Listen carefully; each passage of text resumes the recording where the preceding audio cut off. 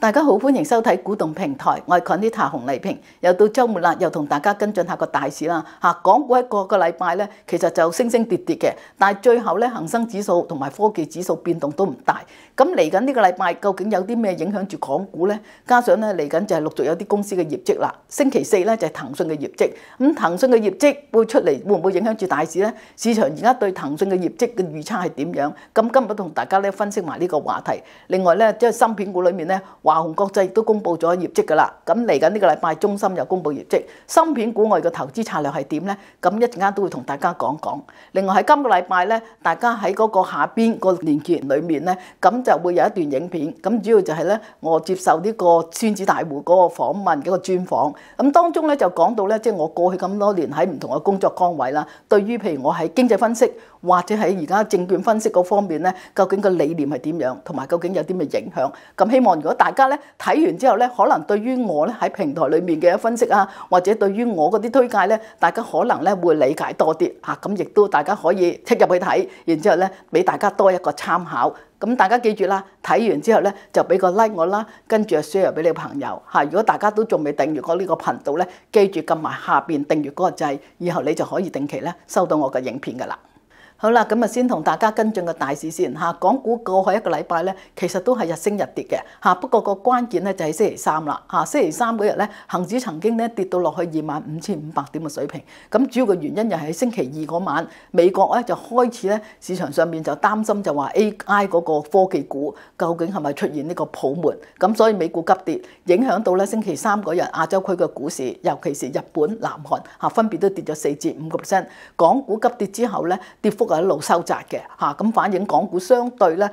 都係比較強啲。咁但係而家另外一樣咧就睇到即係 A 股方面咧，過一個禮拜其實都係上落格局嘅。反為一直咧，大家觀望就話美國個法院究竟對於美國總統行使佢嗰個對等關稅嘅措施咧，係咪個合法性係點咧？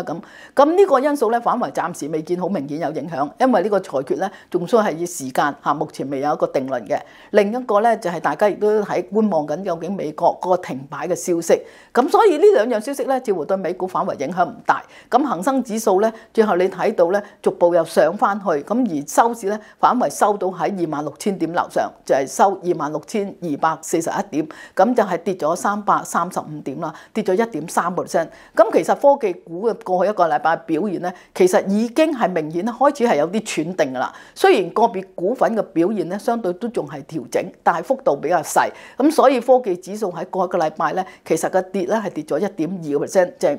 5,837點，同呢個恆指嘅跌幅咧係差唔多嘅啫。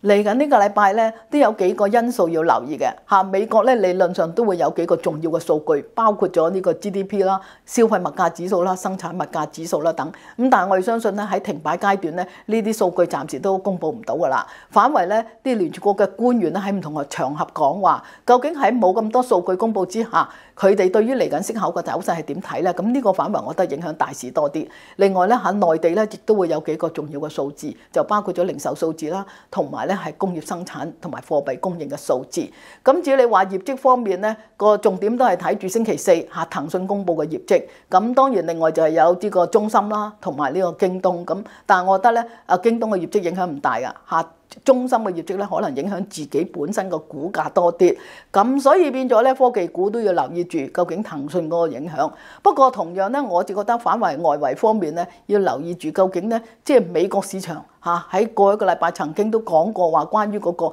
AI 泡沫論嗰個問題，究竟呢個因素會唔會繼續發酵咧？如果繼續發酵嘅話，咁對美股特別係譬如一個日股啦，同埋韓股，佢哋受嗰個 AI 個股價已經升咗咁多啦，咁呢個可能會影響大啲。咁如果你話真係，除非真係美股出現一個轉勢急跌，咁否則港股嘅影響咧，我覺得會有，但係咧可能會比較短暫啲。咁所以大家要留意住，究竟呢個因素會唔會繼續發酵？另外咧就要留意住啦嚇，美國咧已經係停擺咗38日，呢個亦都係歷史上咧最長嘅一個日子。咁但係特朗普上個禮拜曾經講過嘅喎，就話咧其實呢個停擺嘅問題咧係應該要去解決㗎啦嚇，因為咧如果唔係嘅話，就會咧即係都會影響到股市嚇，對股市有影響咁。所以咧其實究竟特朗普會唔會嚟緊呢個禮拜喺呢方面又有啲咩言論呢？點樣去解決呢個停擺嘅問題呢？到時對市有咩影響呢？咁呢兩個就係額外因素咧，大家都要留意嚇。咁如果呢兩邊係冇乜特別嘅話咧，我相信恒生指數咧繼續都會喺25,500咧係有個支持嘅嚇。咁26,500咧暫時有啲阻力㗎啦。至於你話板塊方面咧嚇，過去嗰幾日你睇到咧，其實開始啲高息股，包括咗啲電信股啦嚇，中國移動啊、中國電信啊，呢啲都開始升翻上嚟。咁而傳統股方面咧，就譬如好似啲金融類嘅股份、內銀、內險，其實都升咗一陣㗎啦嚇。咁升到呢個水平咧，我相信如果即係啲科技股開始慢慢升翻嘅話，咁呢類股份可能升幅咧又會慢慢咧係收窄翻。咁所以整體策略上面咧，我都覺得喺呢個階段，如果有機會，其實可以繼續咧留意翻住啲科技股嘅嚇。不過如果你持貨重咧，就唔好隨便咧再加注㗎啦嚇。咁至於你話金融類嘅股份，我哋一直推介話啲內險股咧，大家都可以繼續持有。雖然嚟緊可能會有啲調整，或者係咧可能要整固一下，但係我諗組合上面咧繼續持有呢啲金融類嘅股份咧，亦都係好合適嘅嚇。阿里巴巴就見到係155蚊啲位咧都穿唔到嘅嚇，不過可能需要時間，究竟幾時先至可以有機會咧？係咪再突破翻去到165蚊咧？又好似有啲阻力喎嚇。但係我覺得呢隻股份大家都可以繼續俾少少耐性持有住先嘅。好啦，跟住我同大家跟進翻另一隻嘅科技股，就係隻普普馬特9992。因為咧，中國消費協會咧最新就公布第3季關於嗰啲潮玩玩具嘅投訴情況。咁主要咧就涉及3方面嘅。第一咧就話啲售後服務啊，究竟佢對消費者嘅保障咧，其實每間公司咧都有自己嘅模式，咁就完全咧即係唔規範嘅呢樣嘢。咁第二咧亦都講到啦，嗰啲盲盒啊，同埋啲潮玩嗰啲商品啊，嗰啲貨品嘅質素咧開始就越嚟越參差。咁第三咧亦都講到就話咧，最多個投訴咧就話其實即係佢哋買完之後要退貨咧，其實係好多阻撓嘅，所以咧面對住就係退貨係十分之困難。咁即係呢個反映出嚟咧，會唔會大家對於個潮玩玩具喺呢方面係咪真係過分，即係呢個過分冇規範到咧？或者係因為純粹係呢個靠住個銷售，咁令到咧喺而家行業裡面咧出現一啲咁多嘅投訴？咁究竟普普馬特會唔會因為咁受影響咧？我暫時覺得咧呢方面嘅影響就唔大。亦都睇唔到咧，就話即係喺個大嘅政策方面會對呢類嘅產品有啲乜嘢嘅改變，我最多就可能喺即係市監局裏面點樣去規範一下嘅啫。咁所以我諗咧，即係普普馬特近期嗰個調整咧，我覺得係大家即係要預期就話個股價升得太多啦嚇，咁而家又冇咩新嘅催化劑之下咧，令到咁樣跌。咁早前咧，我覺得如果220蚊左右咧，其實都話大家都可以咧考慮要搏一搏嘅嚇。咁但係你睇到個股價咧，似乎都未止跌啦嚇，咁啊關鍵就睇下究竟即係200蚊守唔守到啦？你見佢過去幾日咧，曾經跌到落去最低203蚊嘅嚇，咁所以就算你話當時大家諗住搏短線嘅，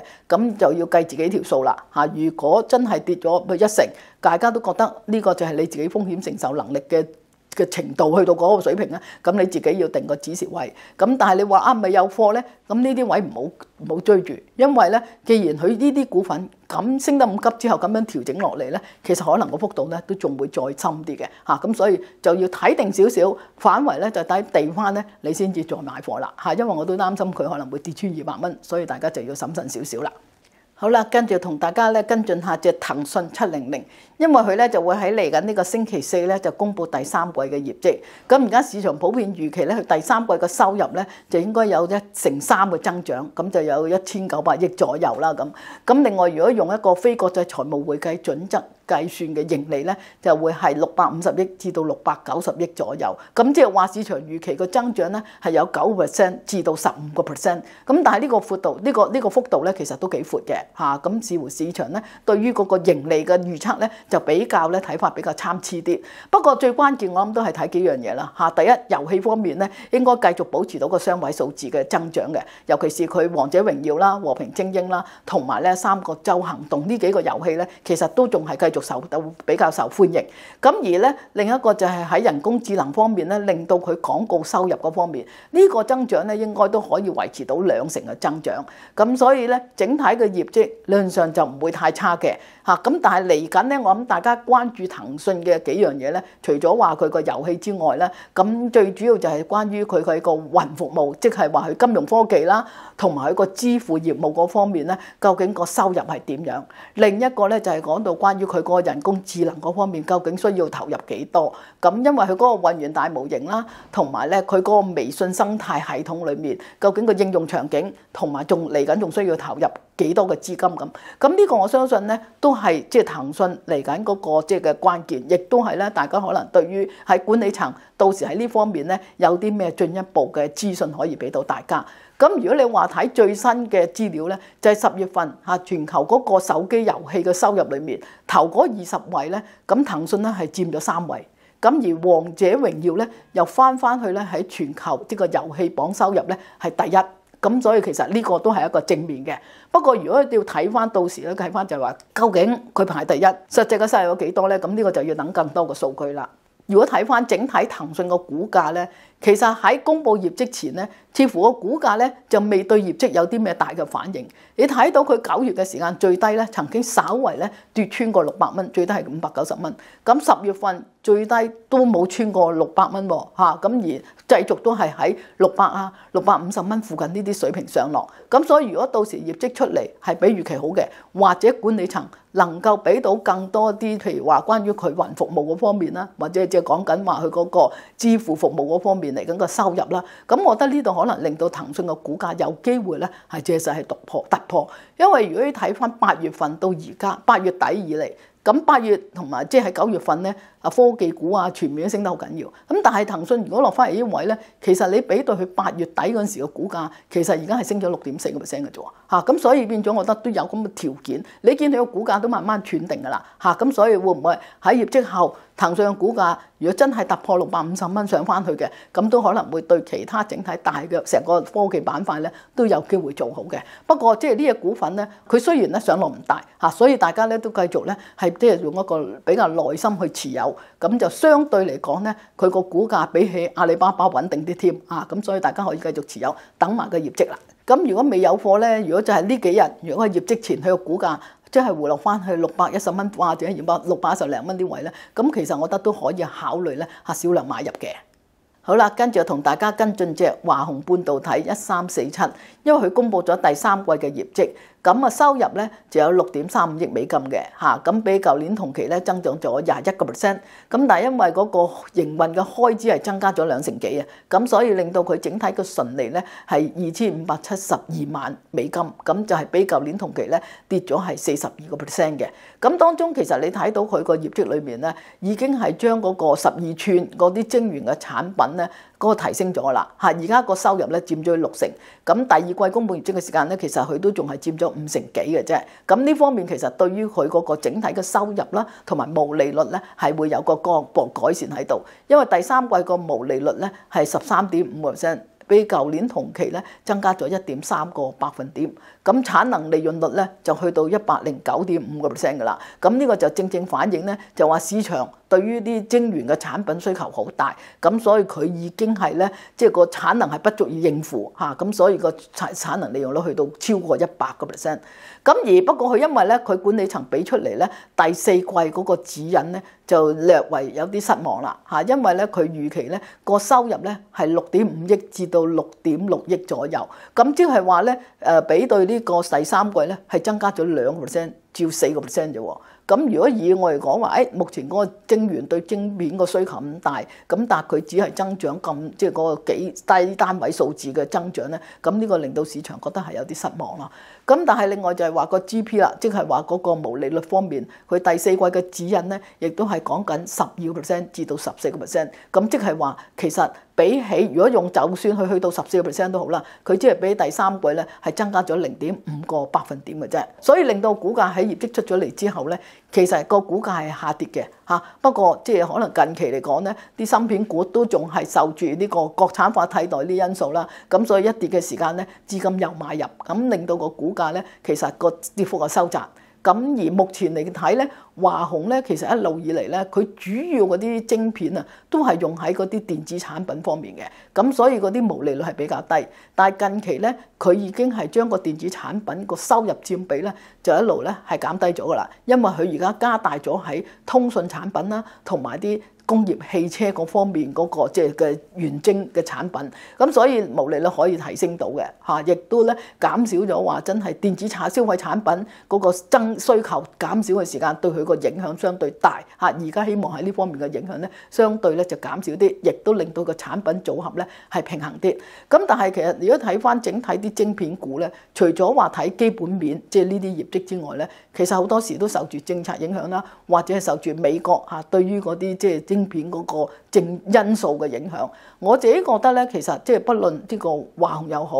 或者係嚟緊呢個星期四嚇中芯公布業績都好啦，大家睇基本因素係影響個股價嘅。但係好多時咧，我正話講啦嚇，華虹同埋呢個即係中芯都會同樣咧係受住一啲政策影響。